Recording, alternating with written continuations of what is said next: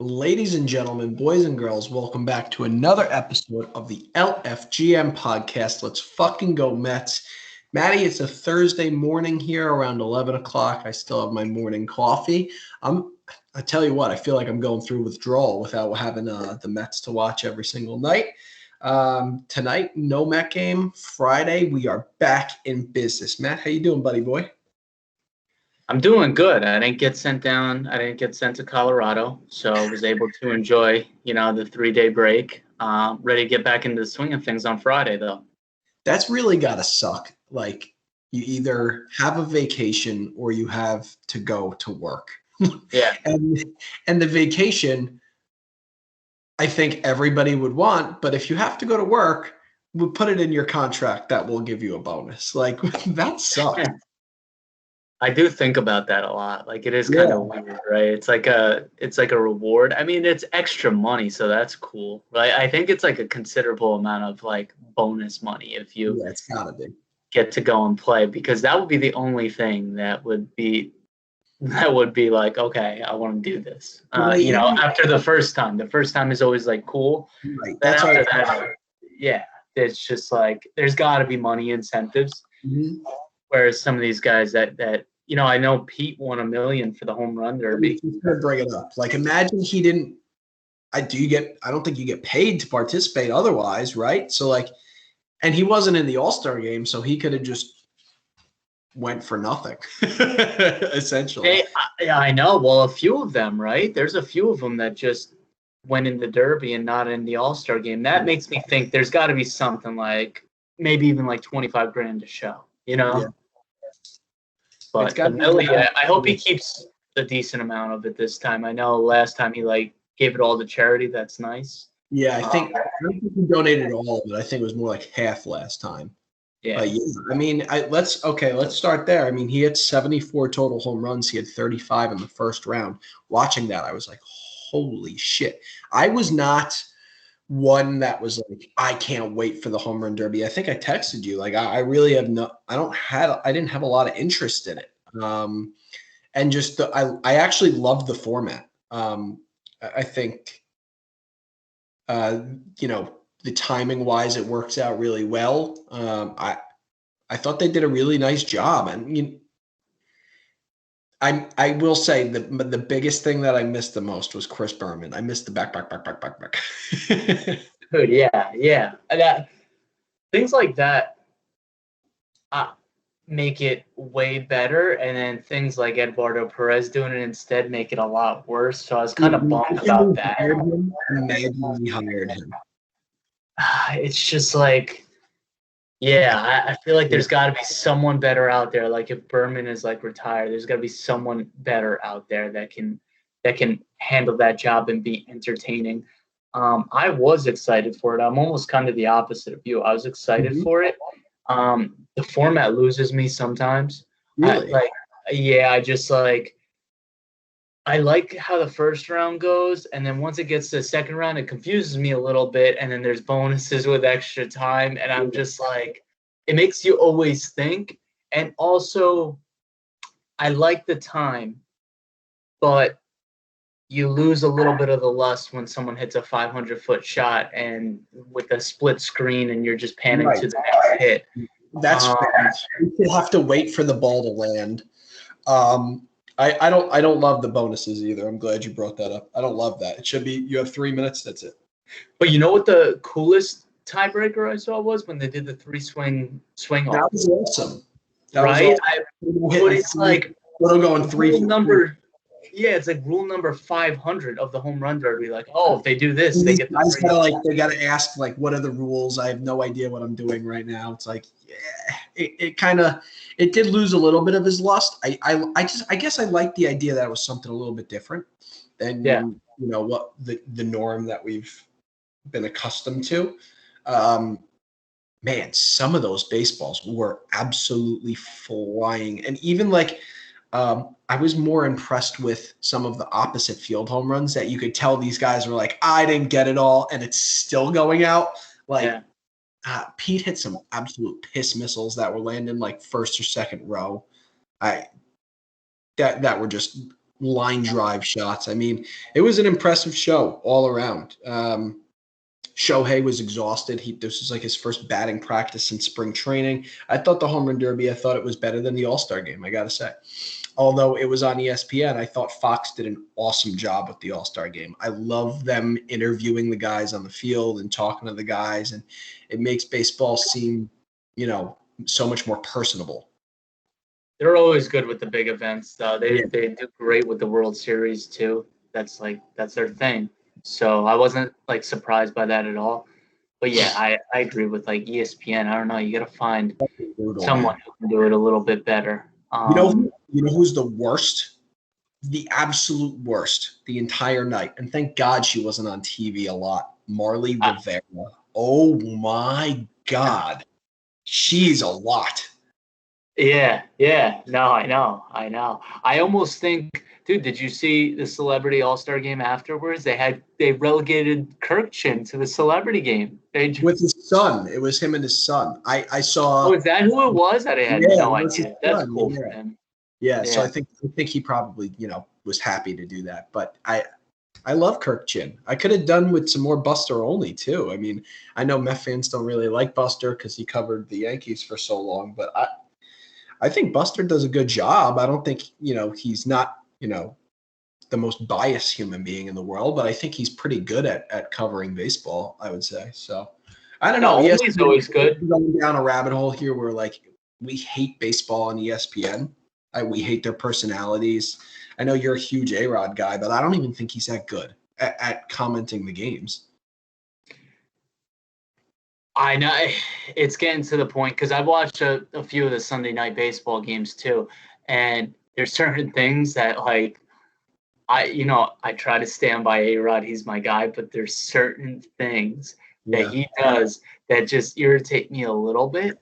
And one of them is always he'll say someone's name and he'll just be like, well, I'm trying to give an example, but he says a player's name and he goes, by way of Gary, Indiana, who had a teammate in high school. His teammate was, and it just says some random celebrity's name. And I'm like, he just hit a home run. Just talk about that. When I have an example for you. It's like when Clayton Kershaw's pitching and he talks about how he grew up in Dallas, Texas, and his best friend in high school was the quarterback of the Los Angeles Rams, Matthew Stafford. How cool is that, Matty V?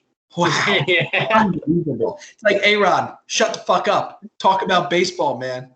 Oh, man. Yeah, that's a perfect example. He does this, and I'm just like, all right, man, you got to stop telling me where everyone grew up and how they grew up. Yeah. But, all right, let's circle back to Alonso here. He hits the 74 total. He wins another milli. He's made more from the home run derby than he has from being a New York Met, which I thought was really interesting. And it kind of highlights some of the,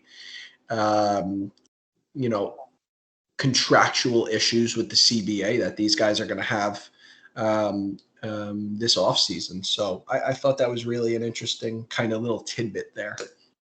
Just to close out on the Derby, I always wonder this every year, and I probably say it to you every year, but I got to say it on this. I don't know how kids don't get hurt every year in the field. Someone got carried off. I don't know if you saw it. And they tore his ACL. Did he really? Yeah. Which is how can you even tear an ACL at 13 years old? I don't know. That's crazy. Yeah, so I thought he got hit too. I was like, I didn't say finally, but I was like, well, I told you so. Well, I will say he didn't get hit. Not a lot of ball. If a ball is landing in the outfield, it's a pop-up, right? That's fair. It's either a pop-up or it's going over or it's not really a line drive, so I get that. But I don't know, man. They got to sign a waiver. Oh, yeah. I mean, some of the fans in the stands when Pete was hitting some of the missiles out there, I remember, certain guys, when I'd show up for batting practice, there's a few guys in particular, Stanton and Harper, where I'd watch their BP. And Harper, I thought was going to put a hole in a seat in right field. And I was just like, I said to my buddy, I was like, I don't think I'm going to catch it if it comes near me. It's hit that hard. I'm not going to even attempt it. I'm going to get out of the way of a ball. Are you ready for this? The only ball that I've ever caught, it was at batting practice. New York Met. And this guy used to just rip them down the line. Mo Vaughn. Yeah. No, that's Frozen ropes, man. Cliff Floyd used to hit some like mammoth shots in batting practice. I thought you were going with Cliffy there. Yeah. I had a Cliff Floyd jersey, and okay, this is we're gonna go down a rabbit hole here. But Cameron went to a game with my dad. You know this story? Yes, yeah, because you harp on this. I love that Cliff Floyd jersey, and I would still wear it to this day. However, my brother decided he was going to get chocolate ice cream and get it all over my Cliff Floyd jersey. He comes home, he's like, "Oh yeah, sorry. Mom said she would wash it. Never again will anybody ever borrow one of my jerseys. Period. Stop." He wasn't a kid either when this happened, right? Well, he was probably like 8 or 9 years old. So. Oh, okay. Oh, yeah. It's not like he was like 15 and like just like, "Oh, look at me, chocolate ice cream." He'll never live that down then if he's 8 or 9 and you're still going. Yeah. My dying day, I'm gonna be like, "My Cliff Floyd jersey, you son of a bitch." Floyd jersey. Yeah, man. I had back in the day. I had I had Reyes. I had Wright. I had a David Wright one. Remember the old white ones where they didn't have the pinstripes on it? Yeah, those are cool. That was my Reyes jersey. I had a black David Wright jerseys. We're going to talk about the black jerseys in a little bit. I had a Pedro jersey, pinstripes. That was awesome. Black Pedro might be one of the all-time Mets, though. Oh yeah, because he had so many great games in it. I had the Reyes black jersey too. Yeah. I honestly, when he was hitting like 180 in his second stint with us, I think I might have like just thrown it in the garbage. Because it was a rough season that year too, and we had hope, and I think I just got so frustrated. That was a weird one. It was weird. He's playing third base. It's like, what are we doing? I know. All right, let's go back. We'll talk a little bit about the All-Star game. So that was on Fox. Growing up, I used to hate Joe Buck. I thought he was really annoying. I think he's really turned a corner here the last 5 years. I thought he was awesome. Smoltz is great. Smoltz, you can tell Smoltz is like the perfect combination of old school and analytical, and he can portray his point across. Taijuan Walker was just throwing heat in that game. If they hit the ball, they hit the ball. He didn't really care. So he did give up the solo shot to Mike Zunino. The jerseys, I didn't hate the National League. I hated the American League jerseys. The dark blue on dark blue. I'm like, what are we watching? I thought Colorado, it should have been, a little bit of purple, a little teal, a little gray, like an homage to the old Rockies jerseys. But the game was just boring. I mean, they don't really try. It's like these guys are going out there and they're throwing 99 and they're trying to hit it 450 feet. Like whatever happens, happens. They don't care about the game anymore. I don't know. What'd you think?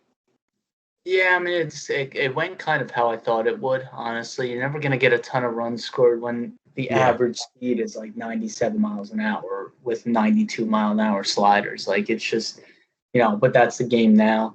I always like watching just because, it's you can know guys doing great somewhere in Seattle, in Toronto, wherever, but we never get to see these guys, even if they are. That's a great point, especially out west. Like, it's not necessarily like National League, American League anymore, but like, I haven't seen a Giants game all year, and we were talking the other day. We're like, how the hell is this team in first place with the best or second best record in baseball? It's insane. Yeah, I didn't think that at all. That's why I thought Cueto would be available, because I was like shocked by that.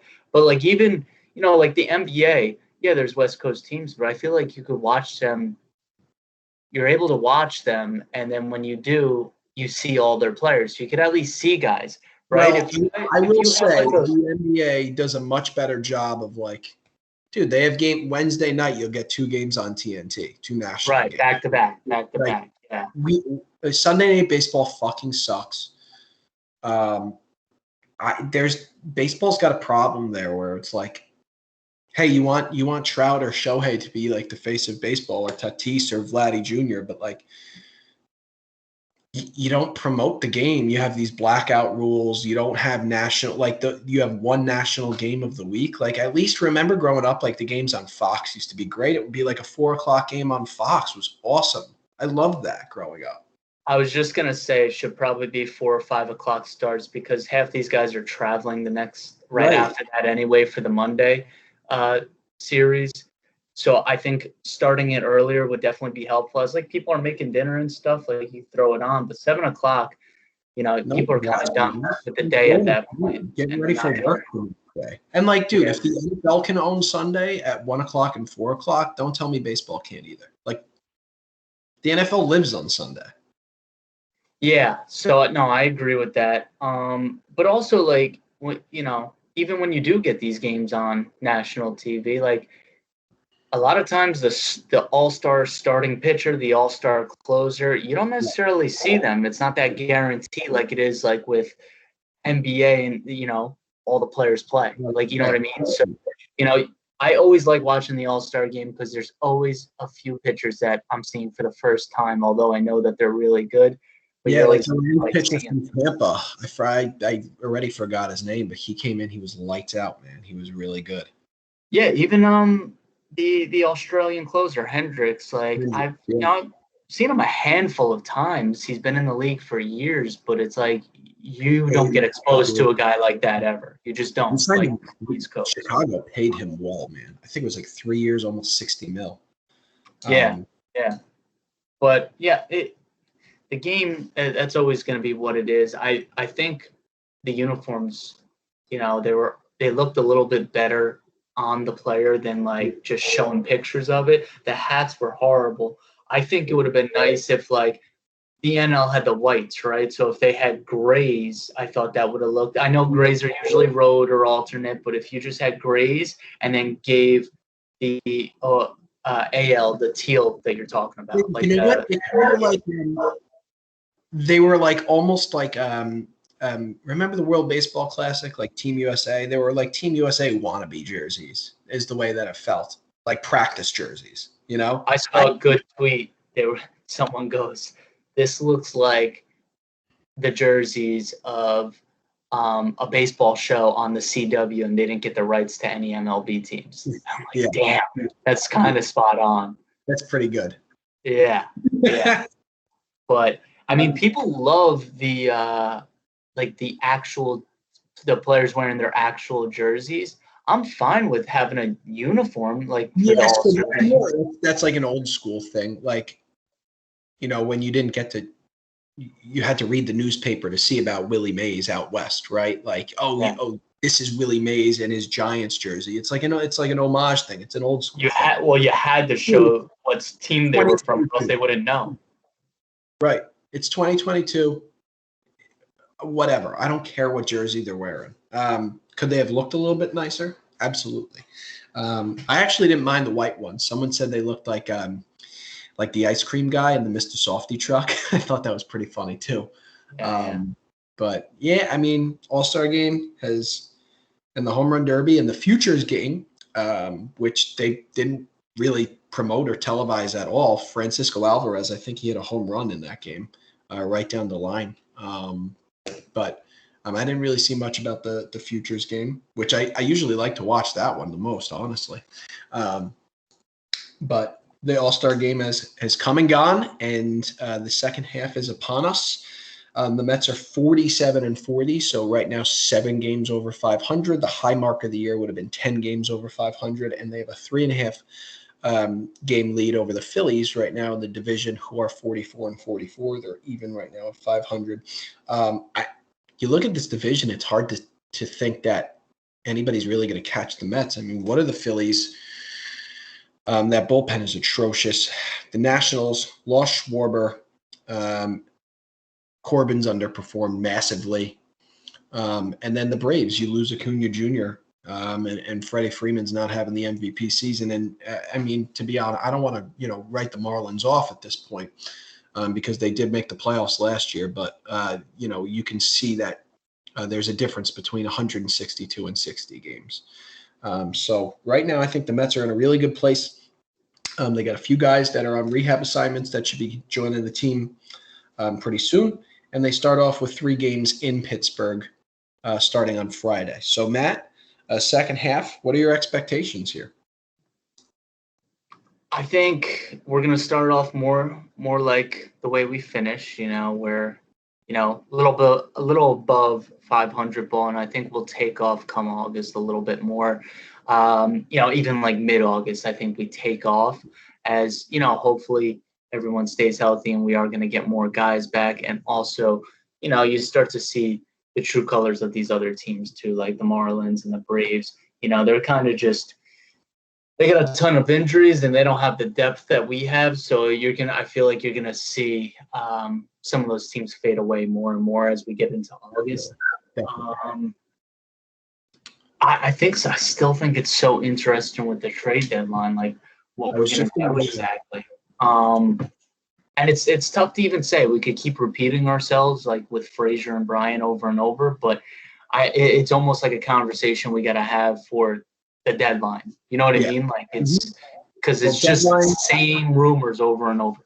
So the deadline's July 31st, which is a Saturday. Buster Olney actually, I think it was in the middle of the home run derby, dropped that Trevor Story could be a potential target for the Mets as well. And you could play him at third base. So I thought that was an interesting little tidbit. I didn't think Trevor Story would be on our radar by any means. But as a rental and to stick him at third base, it kind of makes sense. But, we've got about 15, 16 days here until the trade deadline. So we got 2 weeks. The rumor mill is going to start heating up. No need to kind of go over some of the guys that we've already talked about right now. What's interesting, I think, is, and you kind of mentioned it, is that it'll be about 500 ball. It would be my expectations as well. And then you're going to be getting guys like Carlos Carrasco and J.D. Davis should be joining the team, excuse me, a little bit earlier than that. J.D. Davis is absolutely raking right now down in Syracuse. He's ready to come back. I think you stick him at third base. He got those extra at-bats in during the All-Star break. I think he's going to, the glove will always be a question mark.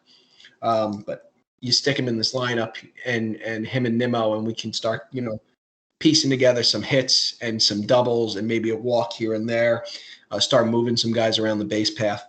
Is going to be really interesting. And Carrasco, he's doing a rehab in Brooklyn with the Cyclones. So I think all eyes are going to be on that. That's tonight. Yeah, it's going to be interesting, man. It's going to be really interesting because is there another setback or is it going to be like trading for a starting pitcher at the trade deadline? So I'm intrigued to see how he performs down in Brooklyn and just, kind of take it day by day with him. We've got Tyler McGill right now. Peterson's still on the IL. So we really only have like 4 starters right now. It'll be interesting to see what happens there for sure. Yeah, I've high hopes for Carrasco, honestly. I think he's going to be, I think if he's, the amount of time that he's taken along with the rehab start now and him being a veteran, I think he kind of knows when to ramp it up a little bit. And, they said he was mid-90s with everything and looks like he's ready to go. So, barring a setback, hopefully, he'll be a nice piece. JD, it just, like, he's crushing the ball down there. And, like, I definitely think he'll come back and hit well. It just doesn't seem like the Mets really are even interested in seeing how he's coming back either way. I think they're set on a trade for that position. For sure. I think the Mets have, shown you that they don't really value him as a starting third baseman. They value him as a DH. And they understand that his glove is a liability over there at third base. It'll be interesting to see if he's involved in any of those trade deadline talks. I would imagine he would be. I think for someone like the Cubs or even the Rockies, you get control of a player, a project type player with a proven bat. I could see teams kind of wanting to get in on J.D. Davis, but at the right price, obviously. So the Mets start off with 3 in Pittsburgh, who we just saw. So it's going to be that we talked about that 7-game sandwich with the Pirates. And then it's 3 with Cincinnati. We didn't end well with Pittsburgh with the 5-run blown lead there. It would have been nice to take 3 out of 4. They only split. I think the Mets are going to go into Pittsburgh with a little chip on their shoulder, and they should be a little pissed off here. I would love to take 3 from the Pirates and start off the back stretch here with the sweep. Even if you take 2 out of 3 from the Pirates, that means you're going 4-3 over 7 games. If you sweep them, you're going 5-2 in 7 games. It's going to be interesting. An interesting series. Stroman gets the ball game 1, Taijuan Walker game 2, and Jacob deGrom, interestingly, will be pitching the 3rd game of the series against the Pirates. Yeah, I think that just means probably Jake maybe is throwing a bullpen today or something like that, So, or maybe even, I don't know, Friday when he comes back. I think that's kind of how we've been doing it the past couple of years anyways, just like, making our rotation around Jake, which is what we should be doing. Yeah, so it would have been 8 days in between starts if he started game 1. We're looking at 10 days in between starts for game 3, which tells me right around day 5, 6, he probably threw. So I've seen a lot of rumors coming out that the Mets are, and I don't know if it's necessarily true. It could be a little bit of both, right? It could be like, hey, we want you to throw this day to set something up. But if deGrom starts game 3, it allows him to pitch in the upcoming series with the Braves, in an upcoming series with the Philadelphia Phillies and the Miami Marlins. So it allows him to pitch against NL East divisional opponents. I think it's just coincidence. I think people are looking way too far down the road there.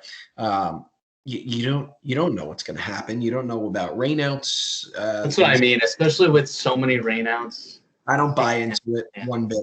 I think it was just a matter of, you're going to pitch. You're going to throw this day, and we're looking at game 2 or game 3. Which one do you prefer? And I think that's how they kind of went about their business there. Yeah. No, I agree. Which sets up for an interesting series with Cincinnati afterwards, because our top 3 pitchers go against the Pirates. It's going to be Tyler McGill, question mark, and then back to Marcus Stroman. So that should be interesting. But they get a day off after those 6 games, and they come back to Citi Field. And July 30th against the Cincinnati Reds, when the Reds come back to town. We had a little bit of drama with the Reds in the past at Citi Field. Remember Joey Votto messing with the fans and Jesse Winkler messing with the fans. The Mets break out the black jerseys on a Friday night against the Cincinnati Reds.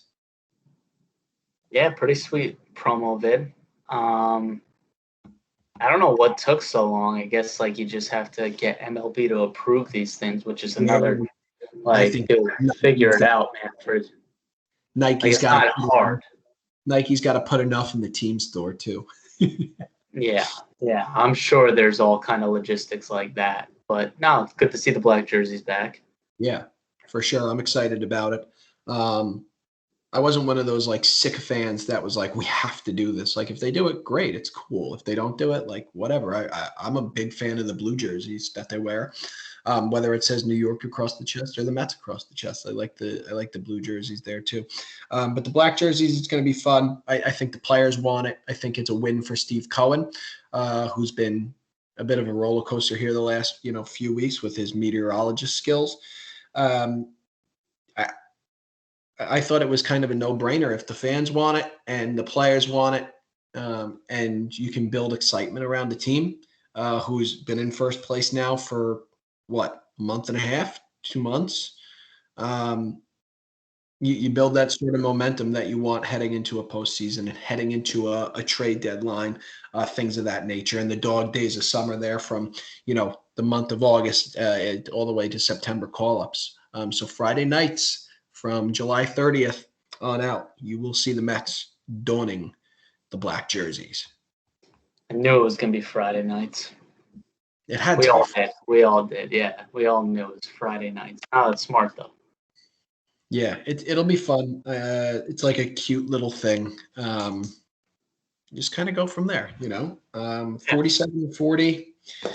All right, my last question before we go would be I'd like a mid-season grade for you from the manager, Luis Rojas, and who is your team MVP halfway through the season.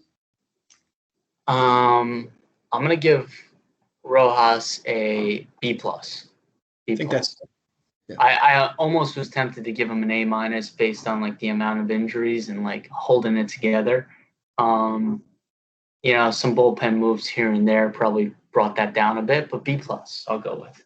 Yeah, I think I would be between B plus and A- too. I could see somebody going with a B. If they wanted to be a little tough or a little critical, I think anywhere in that region's a fair grade. He's done a really nice job, especially with, as you mentioned, all the injuries. I think he does a really nice job managing the bullpen for the most part. And I don't know if you saw Dave Joust either was talking. I guess Dave Joust was on Part of My Take, which is hilarious. But Dave Joust said that Luis makes the lineups the night after a game, and he tells the guys before they go home, which means it's not coming from the front office. It's coming from Luis. I'll have to listen to that. It could come from the front office, but they're looking ahead in that case. But yeah, Luis tells the guys before they go home who's playing, what the lineup is the night before. So game ends 10:30. Head into the team, into the clubhouse, and Rojas is giving these guys, communicating with them and letting them know the night before what to expect, which I think he's done a really nice job of communicating with these guys and managing expectations. We kind of hit on the bullpen a little bit. I think he's done it. If I had to say the bullpen, I think there's room for improvement. But overall, I would say 9 times out of 10 he's making the right decision. So I'm pretty happy with Luis right now, especially given they're in first place for so long. Team MVP, I think it's a tough question, right? Can it be No, deGrom? I think it's the fucking easiest question ever. deGrom. Can it be? He's been hurt. He's missed a few starts. Has to be, because not even like. I would say if it's not deGrom, who else is it? And the hitting, anytime he's pitching, and like him spiritually when he's there is just like lifts the team and the fan base up more than anything. Like honestly, it really does. Like watch he's just 2 starts, but that doesn't mean anything. I feel like in the running for the league MVP. He should be. He absolutely should be. Yeah. That'll be. Yeah, I think. Long ways to go. For sure. It'll be interesting a month from now and see. It'll be interesting to compare his numbers at the end of the season to Clayton Kershaw and Justin Verlander when they were up for their MVPs. So that'll be a fun comparison for sure. All right, last one. I'm just thinking off of the top of my head, which is tough because, there's always so much turnover in baseball. But who would you say is your most improved from last year? Most improved, like a player from last year? I mean, it would have been Castro if he just, the last 2-3 weeks have been brutal. But then, he definitely, I got to go probably Diaz. I really do. Like Diaz too. We're on the same page. Like decent enough last year, but he's been like incredible this year. Yeah. I would say my biggest disappointment, this one's an easy one for me, would be David Peterson. I had high expectations for him this year, and I feel like he's never really. That's a good one. Yeah. He's been all over the place. Yeah. No, I can't argue that. Yeah. Well, here's the second half of the season. Trade deadline coming up, July 31st. Let's take care of business in Pittsburgh before we get ahead of ourselves. And just kind of go from there. Let's enjoy it while we can, because it's come September, it's going to get a little nerve-wracking, I think. Yeah, that's how it should be, though. Yeah, absolutely. So, all right, ladies and gentlemen, that's another episode of the LFGM podcast. You can put it in the books.